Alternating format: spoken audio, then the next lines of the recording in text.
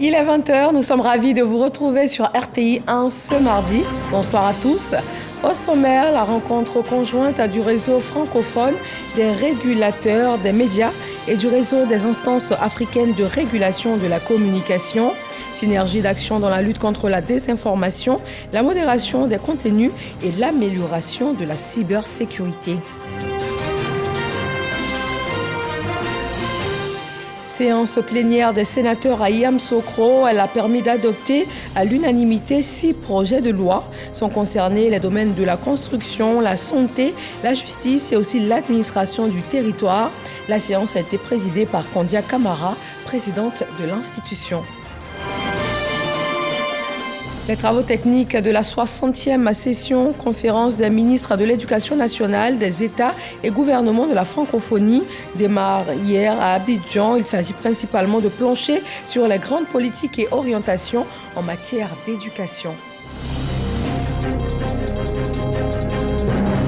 Et puis, cette polémique au Royaume-Uni, après des mois de débat, le projet de loi permettant l'expulsion vers le Rwanda de demandeurs d'asile entrés illégalement dans le pays a été adopté, mais il reste très critiqué autant par la classe politique britannique qu'à l'extérieur du pays.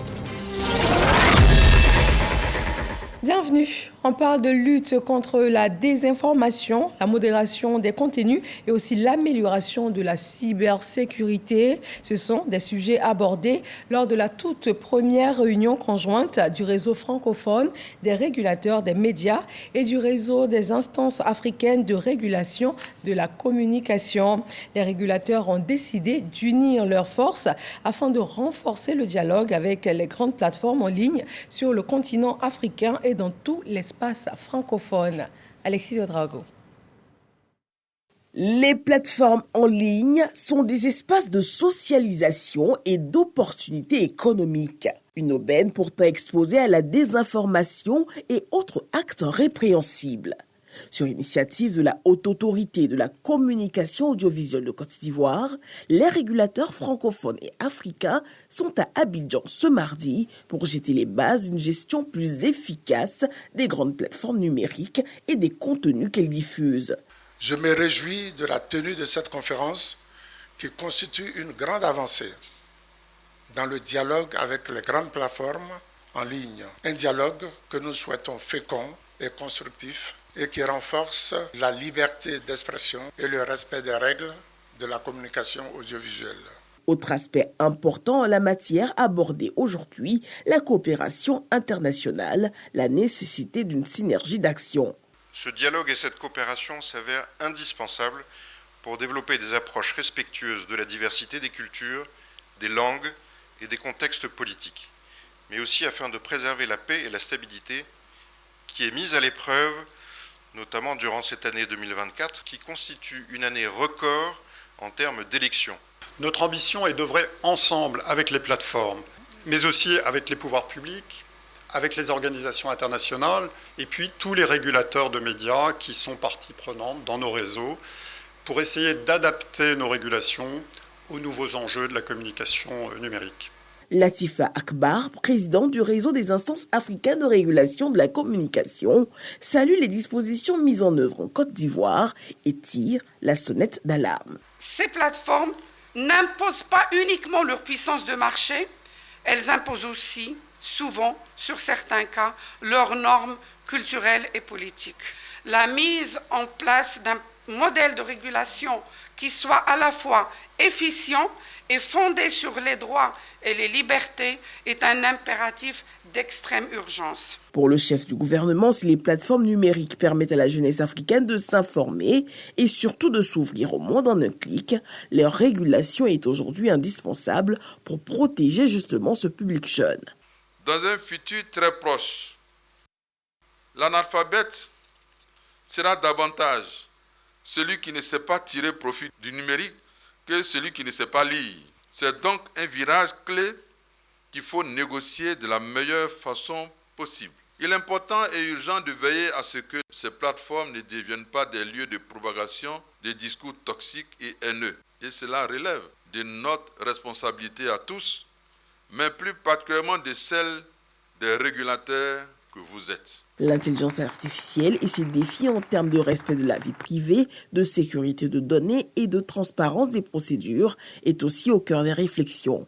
Robert Begley-Mambé a pour finir salué le président de la ACA pour ses actions mises en œuvre, notamment la signature en octobre 2023 de la charte des réseaux sociaux de Côte d'Ivoire, signée par des activistes, influenceurs et blogueurs.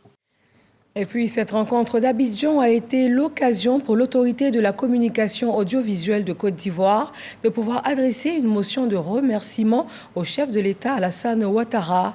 Nous vous proposons d'écouter son président, Maître René Bourgoin.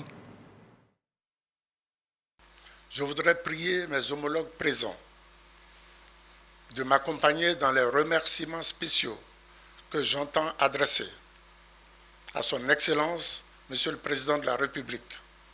Je m'en voudrais de ne pas le dire du haut de cette tribune. En Côte d'Ivoire, et vous en êtes tous témoins, chers homologues, la ACA que j'ai l'honneur de présider exerce ses missions et attributions dans une totale indépendance. Il n'y a jamais eu, et je dis bien jamais, et sur l'honneur, la moindre interférence de l'exécutif dans la prise de nos décisions. Ni interférence, ni conseil, ni suggestion, d'aucune sorte. Je me devais, en conscience, de le dire devant cette auguste assemblée, et c'est dit. Aux États-Unis d'Amérique, après une rencontre avec le personnel de l'ambassade de Côte d'Ivoire à Washington, le ministre de l'Emploi et de la Protection sociale de Côte d'Ivoire a mis le cap sur New York. Adama Camara s'est entretenu avec le personnel de la mission permanente de la République de Côte d'Ivoire auprès des Nations Unies et avec la communauté ivoirienne vivant sur place aux États-Unis. Nous retrouvons nos envoyés spéciaux, Lamine Dramé et Herman Guivet. Ambassade de Côte d'Ivoire aux États-Unis d'Amérique, Washington DC. Les bénéfices de la couverture maladie universelle et ceux de la complémentaire présentés au personnel de la représentation diplomatique. Une initiative portée par le ministère de l'Emploi et de la Protection sociale, baptisée la Ronde du Social. Monsieur le ministre, votre présence à Washington traduit non seulement l'importance que le gouvernement accorde au bien-être des Ivoiriens, mais dénote aussi de la haute vision sociale du chef de l'État qui veut que les Ivoiriens, à la fin de leur carrière, abordent avec plus de sérénité cette étape cruciale de leur vie. Merci pour l'opportunité que vous donnez aux Ivoiriens établis loin de leur terre natale de faire connaissance avec les produits de la SEGRAE, de la CNPS et de la CENAM. Le ministre de l'Emploi et de la Protection sociale, Maître Adama Camara, renseigne les membres de l'ambassade sur la nécessité pour eux d'adhérer aux différents produits sociaux présentés. Vous qui êtes de la diaspora, beaucoup d'entre vous sont des soutiens de ceux des nôtres qui sont restés au pays. Et structurellement, vous pouvez les aider à payer leurs cotisations. Payer une cotisation mensuelle de 1 000 francs, vous aurez sauvé la vie de beaucoup. Pour ce qui vous concerne, vous avez la possibilité d'être les régulateurs pour les fonctionnaires et agents de l'État de Côte d'Ivoire de ce que vous souhaitez avoir comme revenu de remplacement le jour où vous irez à la retraite. Chers frères et sœurs, je voudrais vraiment vous exhorter à vous approprier ces instruments de protection sociale. Présentation minutieuse des différents produits sociaux, la couverture maladie universelle et la complémentaire. L'auditoire ne veut rien manquer des différentes informations véhiculées. Il se réjouit d'ailleurs de ce cadre d'échange initié en sa faveur. On va souvent à Abidjan, mais on ne sait pas que la CEMU, on pouvait en bénéficier de sorte que si éventuellement, je veux dire, on souffrait d'un bobo sur place à Abidjan, on pouvait l'utiliser. Le ministre et ses collaborateurs nous ont édifié là-dessus pour dire que bon, c'est ouvert à tout le monde, aux gens de la diaspora. Donc il nous appartient maintenant, n'est-ce pas, de faire la promotion de cela. Vraiment, merci infiniment. Étant ici, souvent, on n'a pas les éléments nécessaires, les vrais éléments pour savoir ce qu'il faut faire et puis comprendre. Parce que bon, même quand on appelle au pays, ce n'est pas la même chose. Mais avec cette rencontre, bon, les choses sont claires. On a compris, on a posé des questions, donc on sait où aller, où mettre ses pieds, comme on dit. Et nous quittons les États-Unis d'Amérique pour les Émirats arabes unis. La conférence internationale sur l'aide humanitaire et le développement s'est ouverte aujourd'hui à Dubaï. La ministre de la Cohésion nationale et de la solidarité et de la lutte contre la pauvreté, Miss Belmondo est sur place. Elle y est pour partager l'expérience de la Côte d'Ivoire et surtout s'inspirer du modèle des Émirats arabes unis en matière d'aide aux populations défavorisées. Adama Sangaré et Michel Mombo, envoyés spéciaux de la RTI. Dubaï, aux Émirats arabes unis. World Trade Center. La conférence et exposition sur l'aide humanitaire et le développement de Dubaï, DIAD 2024, ouvre ses portes. La ministre de la Cohésion nationale, de la solidarité et de la lutte contre la pauvreté prend part à la cérémonie d'ouverture. Miss Belmondo est sur place pour un partage d'expériences. Nous avons été honorés d'être invités par Dubaï pour participer à la conférence sur la diplomatie humanitaire. Nous venons pour un partage d'expérience, mais mieux nous venons pour tisser ce partenariat entre plusieurs fondations, différentes fondations de Dubaï, faire connaître le social qui est fait en Côte d'Ivoire et apprendre de la grande expérience que Dubaï a de la charité. Et nous avons été émerveillés. Nous avons appris plusieurs axes sur la solidarité et la charité et surtout le fait d'apprendre depuis le bas âge à l'enfant comment apporter une aide même si c'est une pièce de 1 dirham. Les questions liées au réchauffement climatique au cœur de cette 20e édition du DIAD. Le phénomène en rajoute aux catastrophes naturelles, contribuant ainsi à dégrader davantage la situation humanitaire dans le monde. Les intervenants insistent sur la mutualisation des compétences pour faire face au mieux aux défis du futur. La ministre de la Cohésion nationale, de la solidarité et de la lutte contre la pauvreté, Miss Belmondo Dogo, met donc son séjour à profit pour multiplier les rencontres et échanges d'expériences. À ses côtés, l'ambassadeur de la Côte d'Ivoire près l'État des Émirats arabes unis, Diaby Vakaba.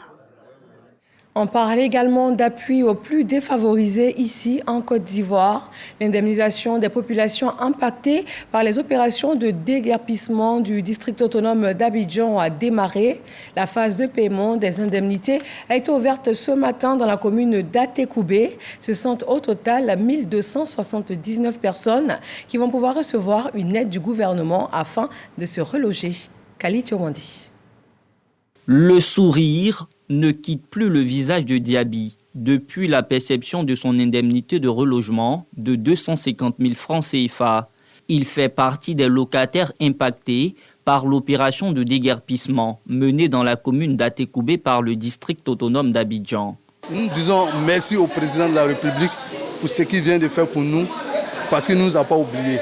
À l'instar de Diaby, 650 personnes ont été conviées ce mardi à la mairie d'Atekoubé à l'initiative du ministère de la Cohésion nationale, de la solidarité et de la lutte contre la pauvreté. Pendant 2 jours, au total, 1279 locataires et propriétaires impactés recevront un appui financier du gouvernement. De quoi réconforter le premier magistrat de la commune, Paulin Claude Danhaut. Tout ce que le président Alassane Ouattara dit, il le fait.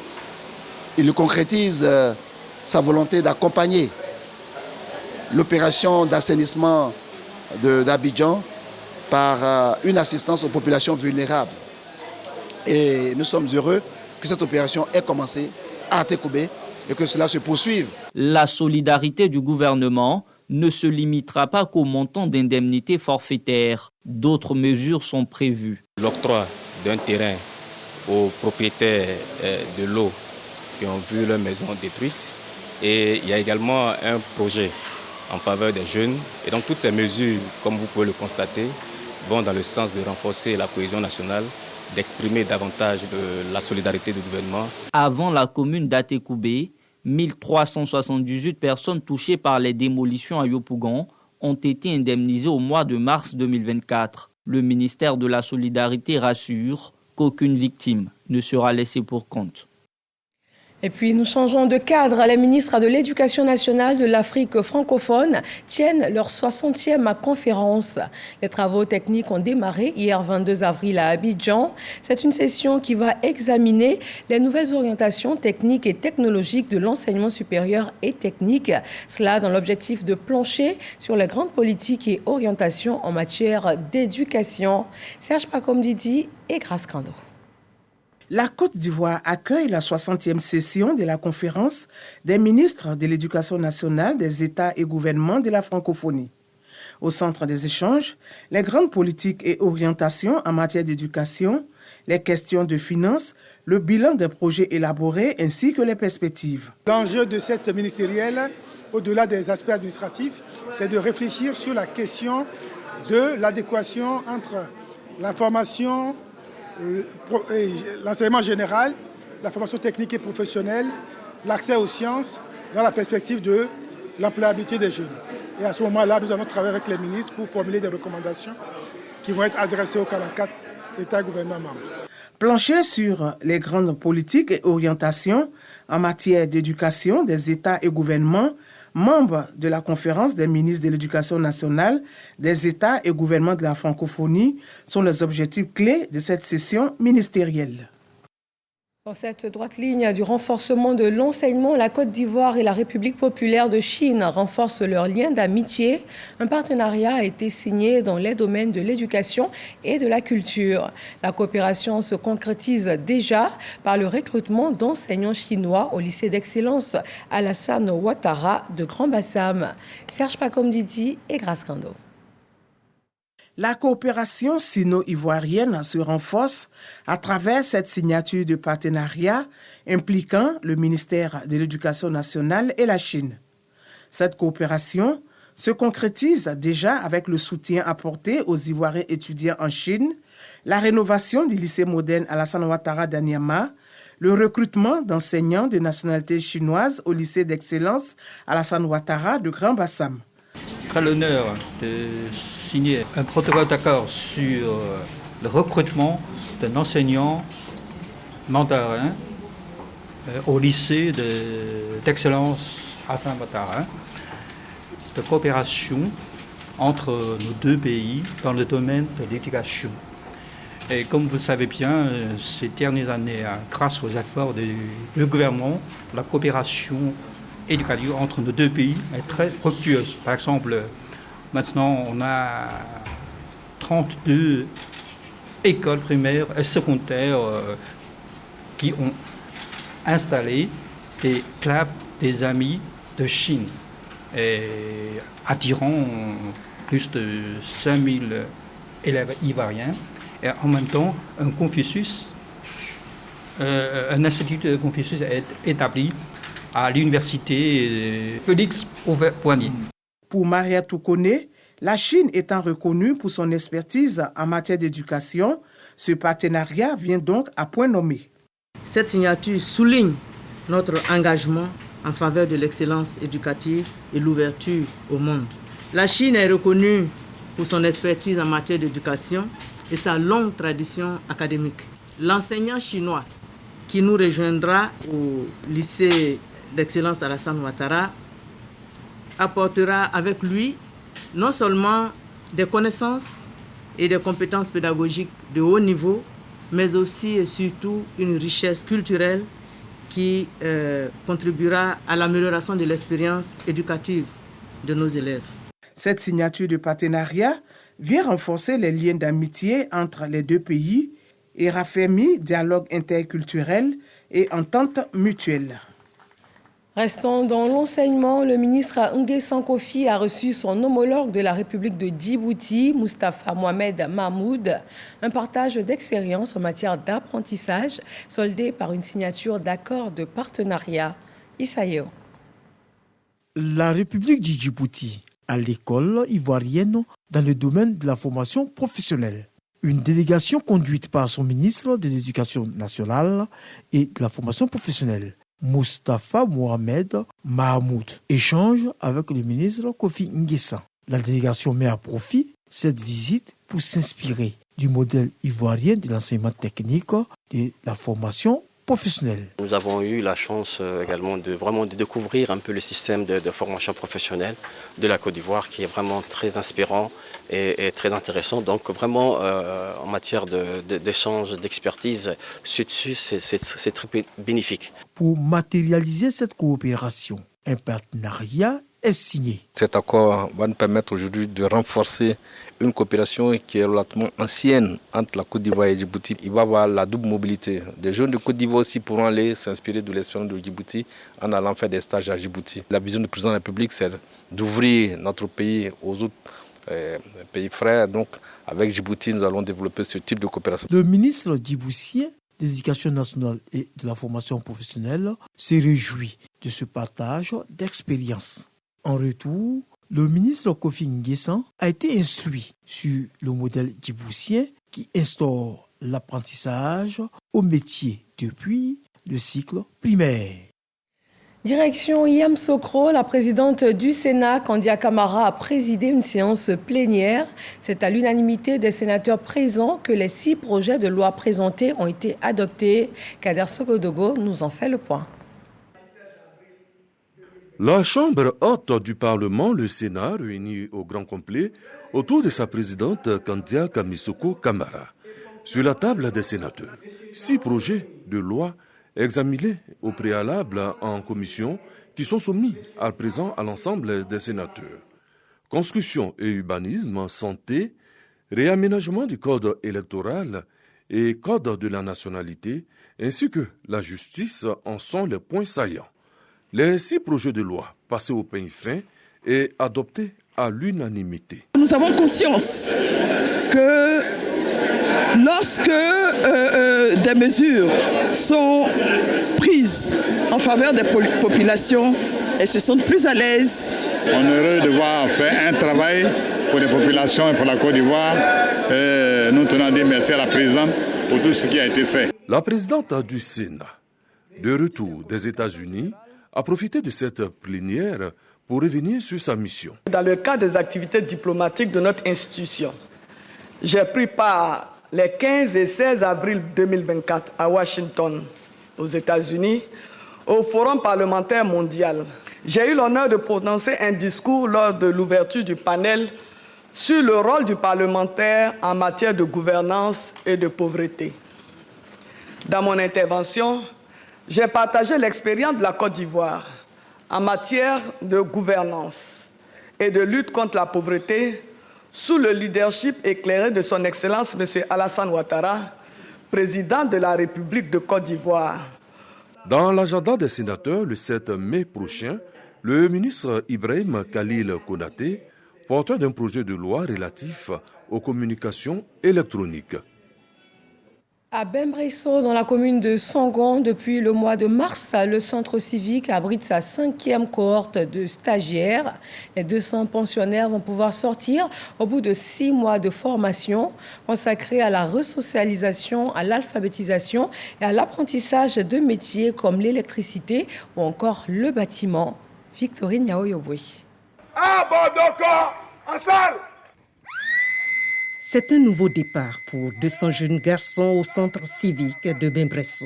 Face aux influences négatives et aux difficultés de la vie, certains étaient en manque de repères. Pour leur resocialisation, des militaires les initient depuis 2 mois à la discipline. Un bon militaire pour former les recrues, c'est 45 jours, pas au-delà. Mais si on nous accorde 2 mois, c'est largement suffisant. À peine 1 mois passé au centre, la transformation est palpable. Quand j'étais à côté de mon père, je fumais, je buvais. Par la grâce de Dieu, j'ai pu arrêter les trucs que je voulais arrêter. Pour les stagiaires en quête d'un métier, le rêve est permis.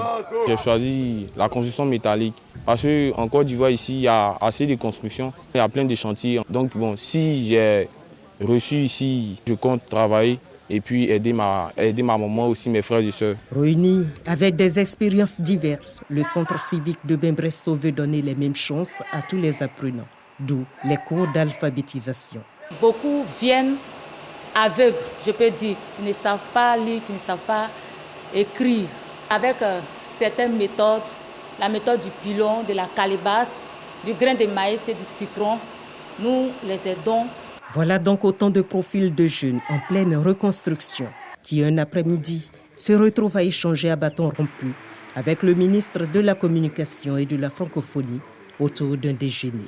De ce dialogue, Amadou Koulibaly comprend les attentes les plus prégnantes des stagiaires avant d'ajouter que des solutions sont proposées dans ce sens par le gouvernement. Beaucoup ont posé une préoccupation. Au sortir d'ici, est-ce qu'on va avoir un accompagnement de l'État pour nous aider à nous installer? Je dis, mais l'accompagnement existe déjà. Vous avez les AGR qui sont mises en place, les activités génératives de revenus, qui permettent d'avoir des subventions autour de 250 000. Vous avez le FASI, qui permet d'avoir des financements qui vont jusqu'à 2 millions.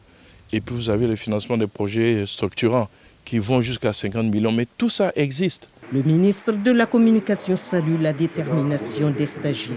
Il les invite toutefois à s'informer davantage sur ces mécanismes mis en place pour la réalisation de leurs projets socio-économiques.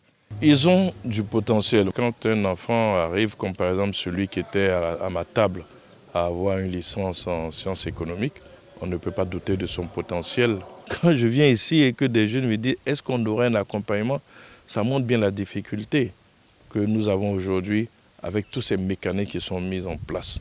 Mais il faut qu'on continue à redoubler d'efforts pour que les jeunes sachent que le PJGOUV, le programme jeunesse du gouvernement, et qui prévoit une pléthore de mécanismes pour accompagner les jeunes. Avant de se séparer de ses nouveaux filleuls, Amadou Koulibaly, lui-même enseignant de formation, est clair.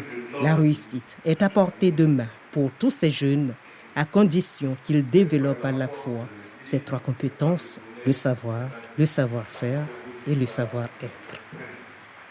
Dans le secteur de l'immobilier, la Chambre nationale des promoteurs et constructeurs agréés de Côte d'Ivoire investit son tout nouveau bureau.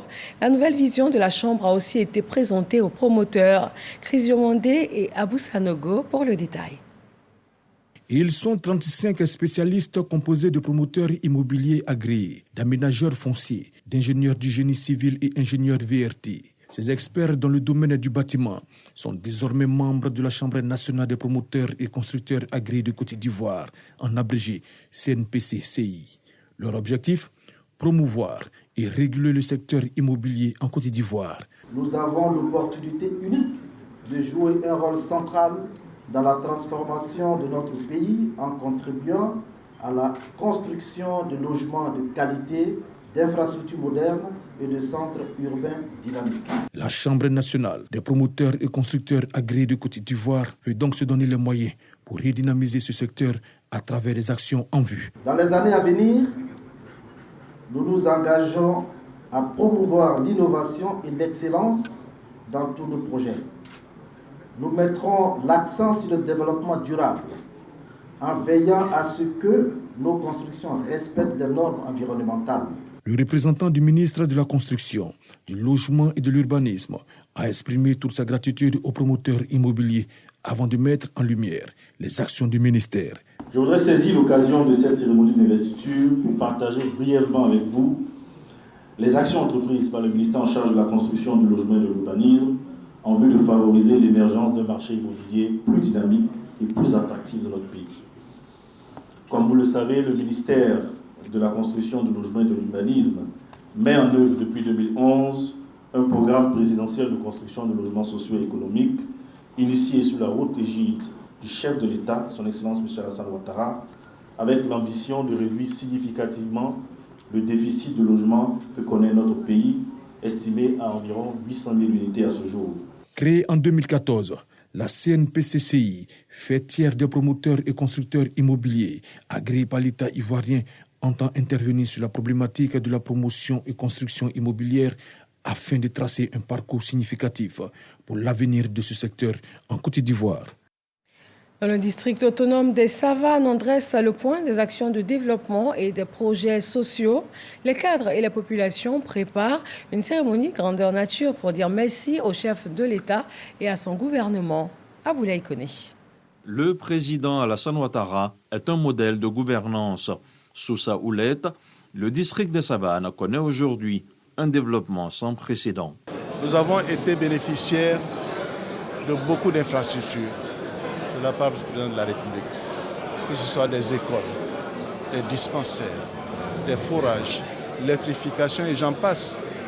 Et il était important que les populations dans leur entièreté, quelles que soient les opinions politiques, puissent donc le célébrer. La fête à Alassane Ouattara sera l'affaire de tous.